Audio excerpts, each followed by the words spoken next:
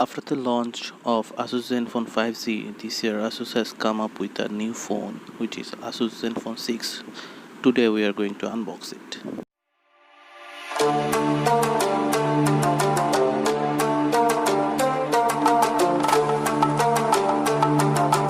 কালো বক্সটি ওপেন করার সাথে সাথে বের হয়ে আসবে Asus Zenfone 6 এন্ড সেকেন্ড কম্পার্টমেন্টে আছে মাইক্রো ইউএসবি, দেন 20 ওয়াটের একটা quick charge 3.0 supported charger and একটা headphone. So finally we can say that এই ফোনটায় হেডফোন জ্যাক এখনও আছে। This phone is gorgeous. So ডিসপ্লেটা হচ্ছে 6.4 ইঞ্চের IPS LCD ডিসপ্লে। চলুন এবার আমরা ফোনটার আউটলুকটা একটু দেখে নিই।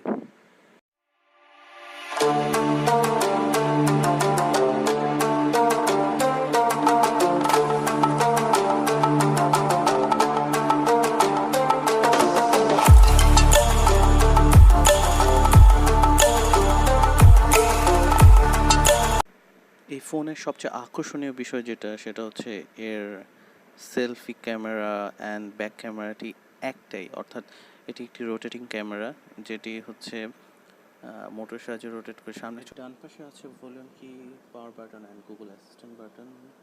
গুগল অ্যাসিস্ট্যান্ট বাটনটা আসলেই খুব বেশি ইউজফুল।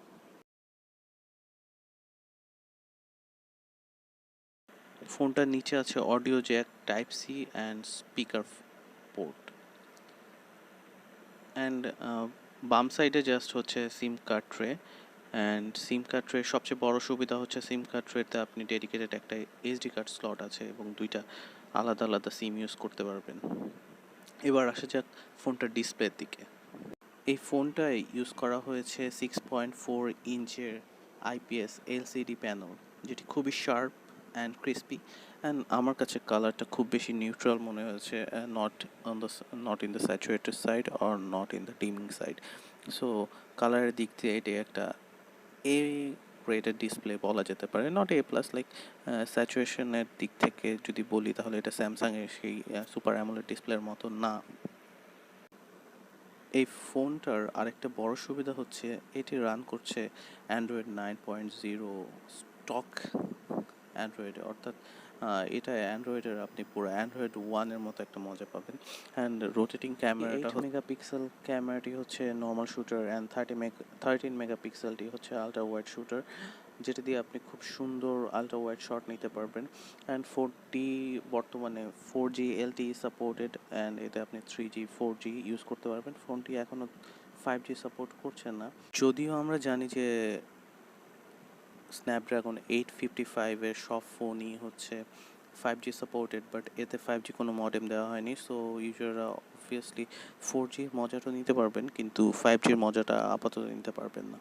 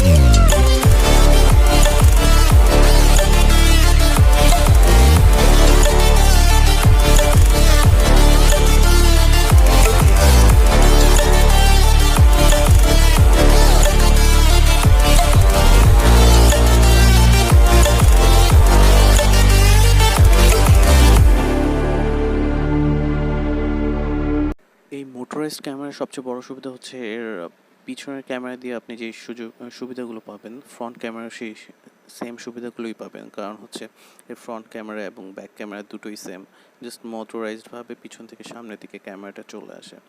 অ্যান্ড তার চেয়ে বড় কথা হচ্ছে এর ফ্রন্ট এবং ব্যাক দুই সাইডেই আপনি পাচ্ছেন 4K রেকর্ডিং।